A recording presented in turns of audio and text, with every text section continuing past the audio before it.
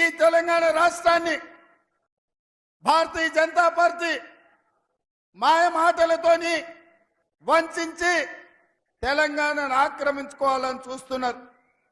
మొన్న అయోధ్యలో జరిగిన రాముడు కళ్యాణం జరగకంటే ముందే 15 రోజుల ముందు అక్షింతలు ఊరూరు పంపించారు.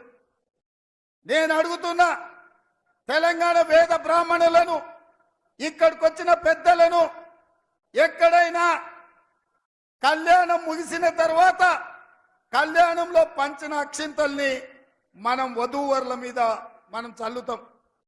అక్కడ అయోధ్యలో రాముడు కళ్యాణం జరగకంటే ముందే 15 రోజుల ముందే అక్షింతలు ఊరూరా ఇంటింటికి ఇక్కడ బియ్యంలో పసుపు కలిపి అవి ఇంటింటికి పంపించిందంటే హిందూ సాంప్రదాయాలను అవమానించి హిందూ సాంప్రదాయాలను దెబ్బతీసే విధంగా కళ్యాణం జరగకుండానే అక్షింతలు పంచడం ద్వారా శ్రీరాముడిని అవమానించింది భారతీయ జనతా పార్టీ నాయకులు కాదా, బండి సంజయ్ కాదా అని నేను అడుగుతున్నా. ఈ దేశంలో ఉండే హిందువులు, హిందూ ఆచారాన్ని పాటించే పెద్దలందరూ ఆలోచన చేయండి.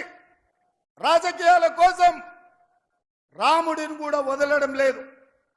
ఎవరు కాదయా, మనందరం రాముడి భక్తులం కాదా? శ్రీరామనవమి చేయలేదా? హనుమాన్ జయంతి చేయలేదా? దసరా, దీపావళి, సంక్రాంతి, ఉగాది పండుగలు, వినాయక చవితులు చేయలేదా? బతుకమ్మలు ఆడలేదా? బోనం కుండలు ఎత్తలేదా? అంతెందుకు, మా సోదరులకు గుర్తు చేయదలుచుకున్న గ్రామ దేవతలైన పోచమ్మ, ఎల్లమ్మ, మైసమ్మకు కోడి కొయ్యలేదా? కళ్ళు పొయ్యలేదా? మనం కాదా హిందువులం? మనకంటే ఎవడైనా ఈ రాష్ట్రంలో, ఈ దేశంలో హిందువులు ఉన్నారా? ఈ వేదిక మీద ఉన్న మేము హిందువులం, కానీ హిందుత్వాన్ని ఓట్ల కోసం వ్యాపార వస్తువుగా మేము ఆడుకోము. అందుకే నేను చెప్పిన స్పష్టంగా, దేవుడు గుడిలో ఉండాలి, భక్తి గుండెల్లో ఉండాలి. గుండు అరగుండు లాగా బజార్లో పోర్తి బస్ స్టాండ్లలో దేవుడి బొమ్మ పెట్టి చిల్లర పైసలు అడుక్కున్నట్టు దేవుడి బొమ్మను చూపించి రాముడు పేరు చెప్పి ఇవాళ ఓట్లు అడుక్కునే దిక్కుమాలిన పరిస్థితి ఇవాళ నిజామాబాద్, కరీంనగర్ జిల్లాలో బీజేపీ నాయకులు చేస్తున్నారు.